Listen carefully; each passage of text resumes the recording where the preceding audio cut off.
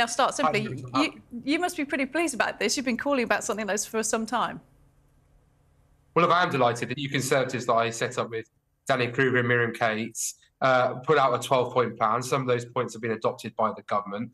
And I think this is a positive step in the right direction. But of course, people need to see it. They need to feel that it's credible. And we need to deliver on the promises that we're making, because otherwise the public, as you rightly pointed out, will have a lot of skepticism right now because they've heard a lot of rhetoric and not seen enough delivery. But I'm pleased that we've seen those steps in the right direction. It certainly seems the Immigration Minister, Robert Jenrick, won the battle internally within government.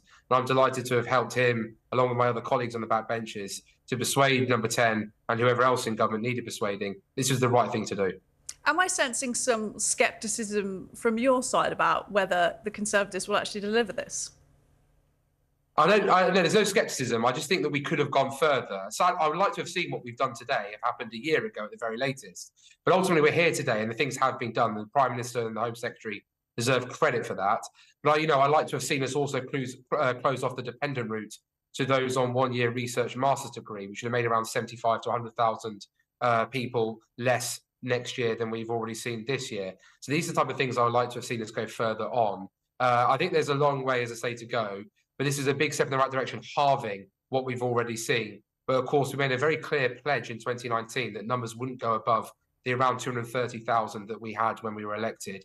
And of course, the Conservatives have consistently promised to get down to the tens of thousands, something that I think is absolutely achievable. But it means we've got to do some very tough things that will be unpopular maybe initially with certain business sectors, but ultimately is the right thing for the country to invest in our future and current workforce. I want to come back to some of those sort of unhappy business sectors, if we can call them that, especially hospitality this evening. But just on the net migration figures themselves, is it fair to say that the Conservatives were almost too focused on the boats, on illegal migration, and took their eye off this?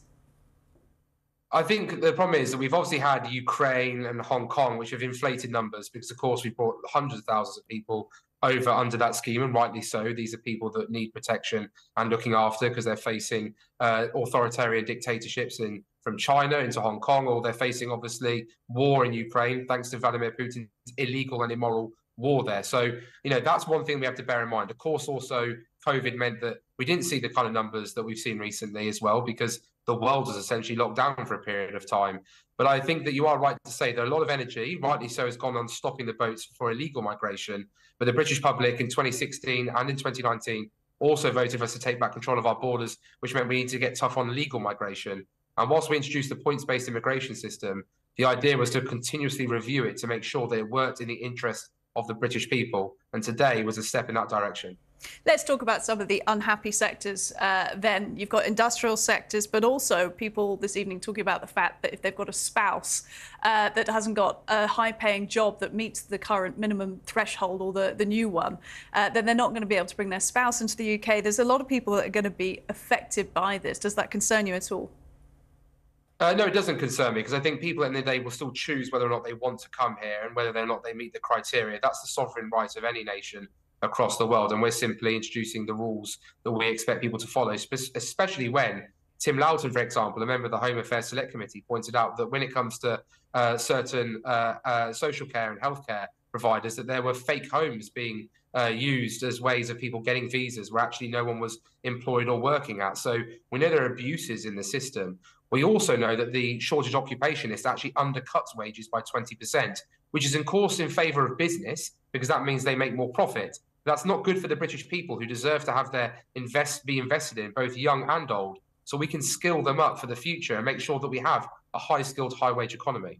Yeah, but let's get real about the gap that is going to occur to get people into work and then meet that new skills sort of economy later on. As we know, it's going to take many, many years to get there. It's going to be a hard grind, if you like.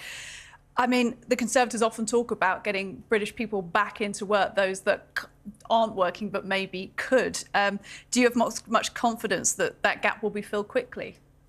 Well, we've obviously seen a huge investment in the spring budget. I think it was around £7 billion to try and get over 1 million people back into work. And further announcements were made in the autumn statement by the Chancellor alongside the Secretary of State for Work and Pensions about how we can make that possible as well. So I'm confident that there is a plan in place. It's about making sure we implement that plan and we deliver on what we expect to see, which is over 1 million people return to the workforce who are able to work in all different types of jobs. And as for investment in skills, I would say that actually the Conservative government has a great record on education, a huge investment in the T-level programme. I've seen that firsthand at the City of Stoke-on-Trent Sixth Form College with the health and social care T-level, for example, apprenticeships, which have massively increased after we took over the last Labour government.